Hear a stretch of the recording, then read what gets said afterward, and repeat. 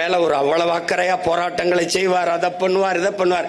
நான் சொன்னேன், கடைசி வரைக்கும் இவங்களை எதிர்க்கட்சியா இருக்கிற மாதிரியே பாத்துக்கிறீங்கடா, டே நல்லா போராடுறாங்கடா அப்படின்னு. இந்நேரம் எதிர்கட்சியா இருந்தா என்ன ஆகும்? இதே சேகர் பாபு சம்மனத்தை போட்டுட்டு எந்திரிக்க மாட்டாப்ல. அவருக்கு என்ன தெரியும் பாவம் குப்பையை பத்தி? அவரே ஒரு பெரிய மக்கின குப்பை, அவருக்கு என்ன தெரியும்? அவருக்கு கோயிலுக்கு போனோமா, தேங்காய் எவ்வளவு வித்திருக்கு, ஊதுபத்தி சாம்பிராணி எவ்வளவு போயிருக்கு, உண்டியல் எவ்வளவு காசு வந்திருக்கு, நம்ம சட்டப்பைக்கு எவ்வளவு வந்துச்சு, நம்ம எஜமா வீட்டுக்கு எவ்வளவு போச்சு, வெளிப்படையா ஒரு அறிக்கை கொடுக்க சொல்லு. அறநிலைத்துறையில ஆண்டுக்கு எவ்வளவு வருமானம், எந்தெந்த கோயில்ல எவ்வளவு வருமானம், அது கோயில் நிர்வாகத்துக்கு பராமரிப்புக்கு செலவு கொள்ளு. திருச்செந்தூர் முருகன் கோயில்ல காலிவரை கட்டி கொடுக்க முடியல, சிவநாடார் வந்து கட்டி தர வேண்டியது 250 கோடிக்கு.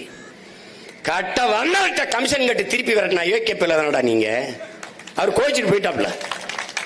அடா கோயிலுக்கு கக்குசு வழிபட வர மக்களுக்கு கழிவறை கட்டி கொடுக்க வர என்கிட்ட கமிஷன் கேட்குறீங்கன்னு மறுபடியும் கெஞ்சி கெதிரி கூட்டி வந்தாங்க. போனா போதுன்னு கட்டி கொடுத்தாப்ல.